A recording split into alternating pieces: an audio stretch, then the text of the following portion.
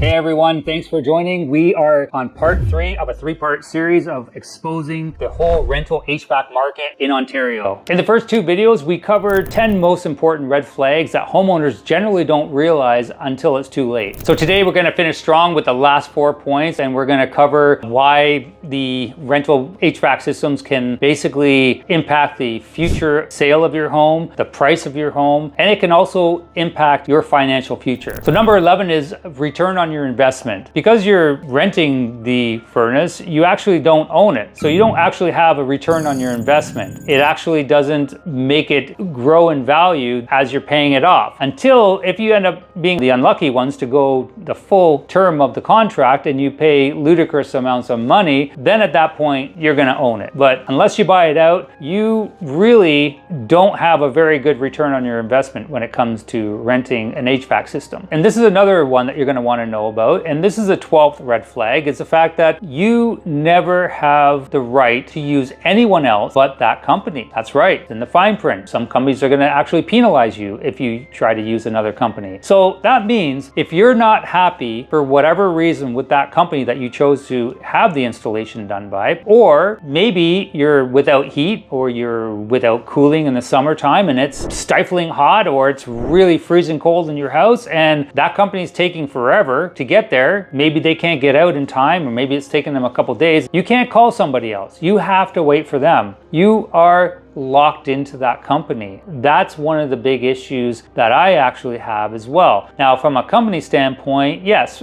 business sense, you may think that it's a good idea locking in all your customers, but a lot of customers don't actually like that, and they'll start talking and spreading the word, and you'll just get a bad reputation. So bottom line is, it's not really a good idea to be locked into a contract where you have no other option but to use that one company for the next 10, 12, 15 years. I don't know about you, but if I decide for whatever reason, I don't like a company anymore, or I don't like a restaurant, or I don't like something to do with whatever it is in life, I want the option to say, you know what, see you later. You know, you don't run your company to my expectations, and I'm going to find someone else that can. Also, I got to be able to deal with companies that I like and I trust and I feel good about dealing with. And that's very important to me and who I do business with all my life. So if I end up dealing with a company, buying something from a company, and then realizing, okay, I might have made a mistake on that company, or I've been bamboozled by the salesperson, or whatever the case is, I want to be able to know that I can go somewhere else very easily without being penalized, or, you know, without having my warranties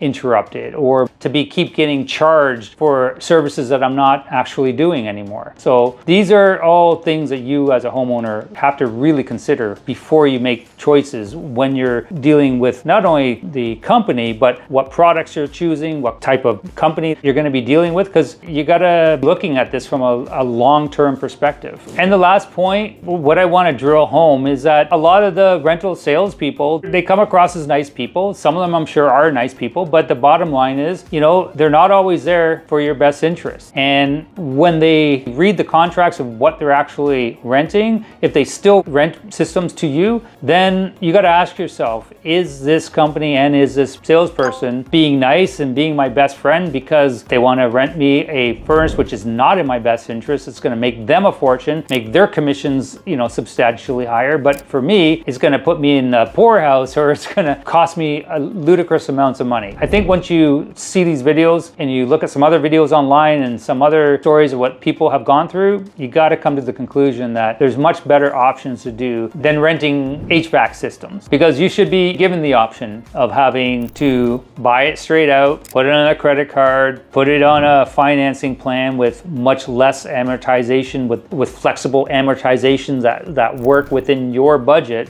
so that you can afford to pay the monthly amount and pay off the system in the least amount of time as possible, so that you get charged the least amount of interest. So at the end of the day, you're not paying, like I said, $10,000, $20,000, $30,000 that you're going to be paying for these rental contracts. Like, I mean, you can do financing in 5 years. It may cost you a little bit more per month, but in 5 years, you actually own the system. And that's it. No strings attached. Simple, right? Look, renting might seem good at first, and it may be presented to you as a great option, but very rarely does it ever make a very good, wise decision from a long-term standpoint. I've seen too many homeowners get burned by these contracts, too many to count, and luckily I've saved a lot of people from making this mistake. And hopefully with you watching, I'm going to help you avoid this mistake as well. So if you're thinking of upgrading your system, reach out to me. I will give you full transparency, no surprises. I'll give you real value, and I'll show you exactly how you can do this and avoid this massive pitfall that is a mistake, as I'll say over and over again in this video. I'm here to help all homeowners all across the GTA and even all across Ontario if I have to. But the bottom line is really look at my videos for what it's worth, and remember it. Even if you're not looking for a system right now, eventually if you're a homeowner, your furnace is gonna break down, your air conditioner is gonna break down, you're gonna need one at some point. So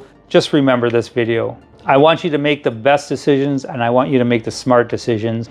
And my network of vetted HVAC professionals and myself are always going to give you the best and educational information that's going to help you make the wisest decisions when it comes down to your HVAC systems. Best way to reach out to me is through my email at jc@thehvacveteran.com. Send me an email and I will be more than happy to get back to you and answer any of your questions. And like I said, if you're in the GTA and surrounding areas, give me a shout out. And if you're in the market for one of the heat pump, air conditioner, furnace, talk to me. Let me help you out. And don't forget to like and subscribe and comment below. I'd really love to hear what your comments are, and if you've had any bad experiences or experiences with the whole rental market. If you're just signed a contract and you're within the 10-day cooling off period, it is extremely important that you either contact me, and if you want some more information, or just do it yourself. Send an email, put a pause on it until you get more information and until you're more educated. If you do an email to the person who sold you the rental contract and you tell them that you want to pause and you do not want them to go ahead, period, they cannot deny you,